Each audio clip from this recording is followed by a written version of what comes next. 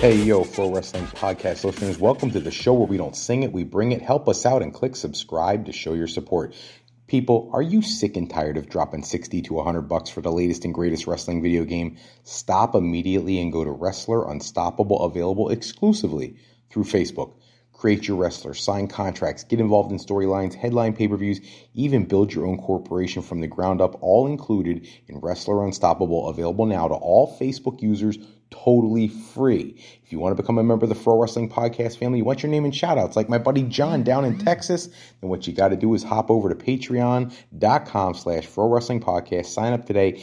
Any $15 a month contributor, you can co-host a live show with me. $7.50 a month contributors, you can also be entered into a drawing to host a live episode with me. Hello, everybody. Welcome to this episode of the Pro Wrestling Podcast. If you've got questions, comments, concerns, something you want me to talk about in a future episode, whatever it is, give us a shout at the Pro Wrestling Sound Off line, 267-642-1160. Tell us what you want us to talk about. We'll try to get to it in a future episode. Don't forget, check out our homepage, frowrestling.com. Has everything about the show. And let's get into the news for the day. We got to talk about certain things that just drive me insane. Right now, Jeff Jarrett, who goes from basically being a wrestling pariah for a good portion of time, comes back to WWE earlier in the year, gets a position, head of live events and whatnot. For whatever reason, steps away from that position, that eventually gets replaced by Road Dogg.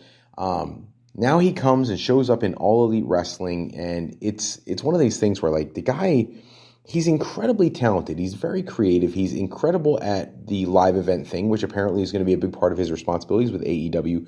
But we're kind of past Jeff Jarrett as an in-ring talent. And, you know, it was announced earlier that Jeff Jarrett will team with Jay Lethal to take on Sting and Darby Allin at Full Gear, which I guess I'm okay with that. Sting's, you know, not exactly a spring chicken either.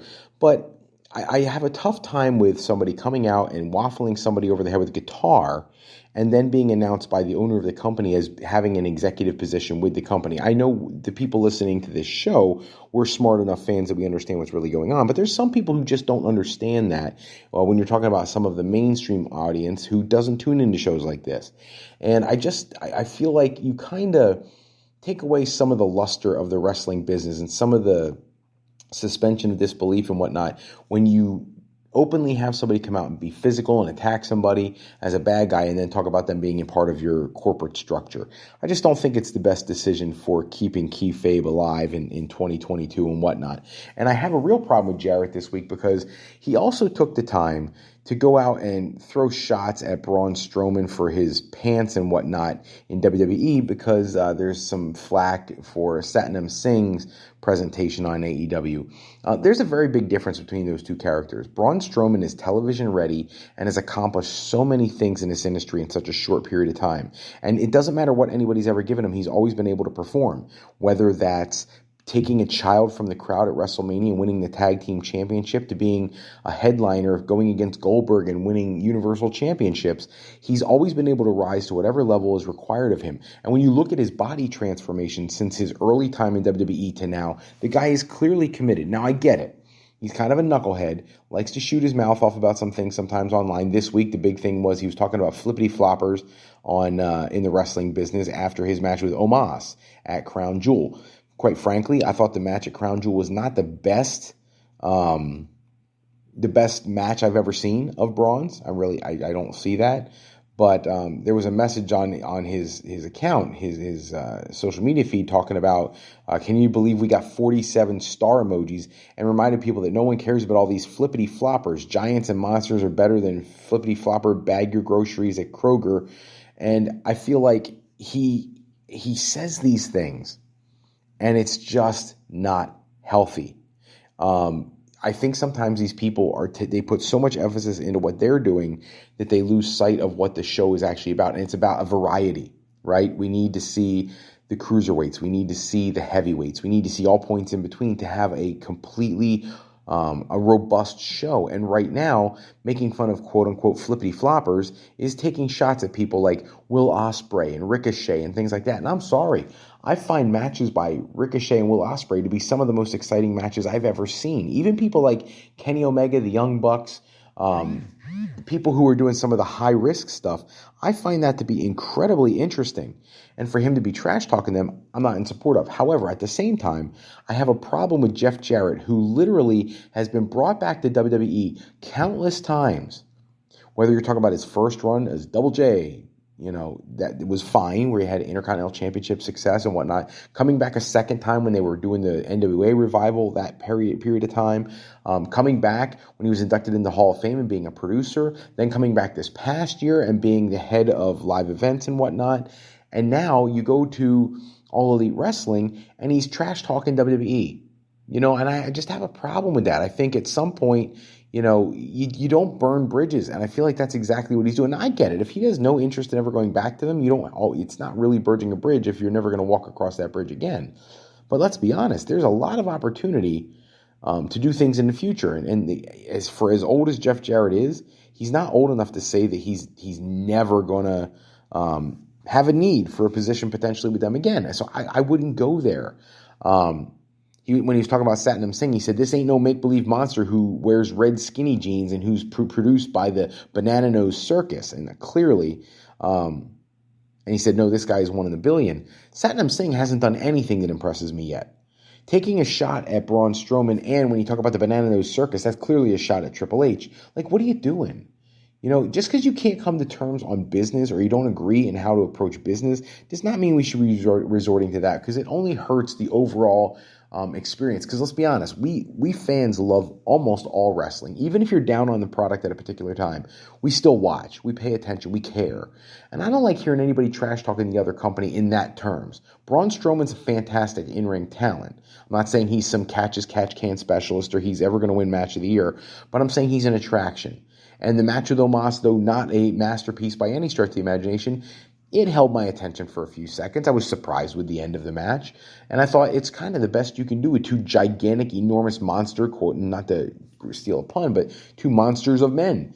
It's really the best you can ask for. But I just didn't like Jarrett's comments. I also didn't like what Braun was saying. So we just need a little more maturity. The rumor is that there's a possibility that in the back he's going to get ribbed for his comments online because it offended people in the WWE locker room. I wonder sometimes if he thinks about those things. In all seriousness, he could have just been taking a shot at Dave Meltzer and his ridiculous point systems too. I was reading an article on Wrestling Inc. where they were talking about Ric Flair and Ricky Steamboat having a house show in Maryland back in '89 that was Meltzer's first 6-star rated match, and he called it an unofficial 6-star rating because it wasn't broadcast on television.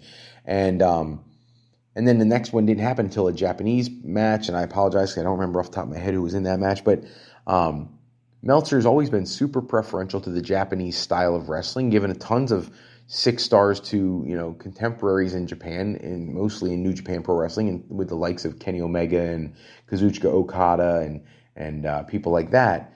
But and has never been very big on the WWE product, which I would argue wrestling is where it is today because of the popularity of WWE, which includes the product itself, obviously. So maybe his star rating system is a little flawed, and maybe that's what Braun was going for.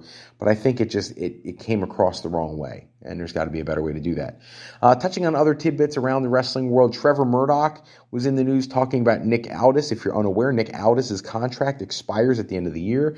He put out a social media post the other day. He has trouble with some of the, I'll summarize by saying the creative aspects of the NWA, and he's frustrated with the way his wife, Mickie James, and the women's pay-per-view have been treated, and how Billy Corgan apparently perceives those things.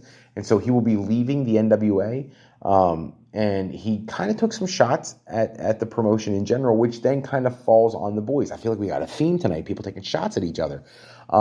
Trevor Murdoch came back, and he had a problem with that. He's the current NWA World Heavyweight Champion, and he's a big fan of his, but he doesn't like when he's dragging the company and the guys in it, and I agree with that.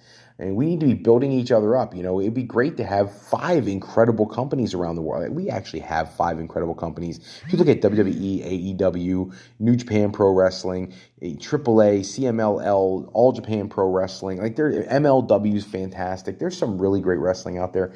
But I'm saying in mainstream media coverage, it would be great to have more options. Impact is actually getting much better recently. So, but you know what I'm saying. I think that we need to build up the wrestling world, not take time to bring things down. So I don't know. I'll have to see how things play out.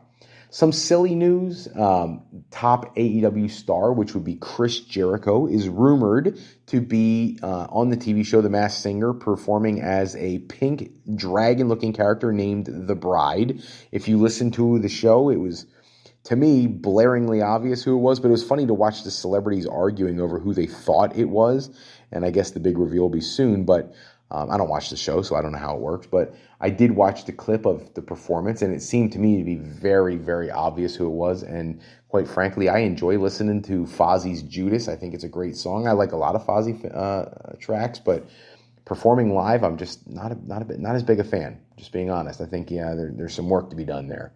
Let's get to the last couple tidbits. Taryn Terrell, former Impact Knockouts champion, who was most recently with the NWA, originally had an opportunity as Tiffany in WWE back in, I want to say 2015-ish time frame, maybe 2015.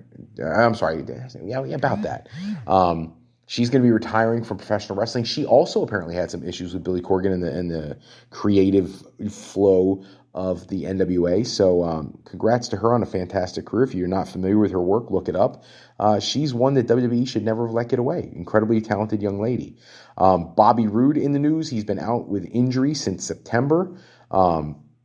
Technically hadn't been in the ring since June 25th, but in September he told everybody he had been out because he had undergone a medical procedure, and I guess he was in Birmingham, Alabama, down there with Dr. Andrews, and he's finally going to be back on the road. The rumor is he's going to be moving over to SmackDown, which will be curious to see with Triple H in charge if they actually do something with him. He's such an incredible talent, and I feel like WWE has wasted him this whole time. And then, the other thing that I found interesting this week, WWE-wise, is the dropping of the 24/7 championship. For anybody who didn't watch Raw, you see Nikki Cross win the championship, and then basically, I think she was trying to throw it in the trash, but kind of missed the spot, but whatever. Now the belt is now not showing on WWE.com as an active championship, so Titus O'Neil goes down as the first champion. You have her going out as the last champion, and a whole lot of reigns in between. R-Truth having the most championship runs and the most time. It's kind of a shame they didn't do something better with it, but I'm not sad to see it go. I do still wish I could get a replica of the thing, but let's face it, I can't afford one, and it's not like anybody's going to send me one, so I'm just going to have to live without it, but it is what it is. I just hope they find a way to give... I think originally it was out there to give something to the mid-card guys to shoot for, and then they never pushed it and promoted it correctly. It was entertaining sometimes, but a little silly at other times, so we'll have to wait and see what they do next. Rumor is they want to bring back the King of the Ring tournament and have these World Cup tournaments in different places. That'll be interesting. But WWE has some interesting things going on right now. Triple H is definitely trying to be a visionary. And the last thing I'll touch on is Saraya, formerly Paige in WWE. As everybody knows, at Full Gear, she'll be taking on Britt Baker. It's her return to the ring. She was talking about why she chose to sign with AEW over to WWE when she was on The Sessions with Renee Paquette. And she talked about how there was a lot of things she talked about, but she said about being a new company, it's fresh, and all that kind of stuff, and benefiting from being in a new mix. And I get all those things, but I think what the reality was, and it came in one of her later comments, she said, Tony just offered me so much freedom. WWE didn't even get into money. At that point, it was just, maybe we can do this. It wasn't a definitive offer. Basically, she would go on to talk about the fact that Tony Khan had no restrictions on what she could do outside the company in terms of her channels, her Twitch channel, and she was streaming, making big bucks on Twitch, and WWE had to go step in and try to restrict everything and wanted percentages of everything, and Tony Khan's not looking to do that.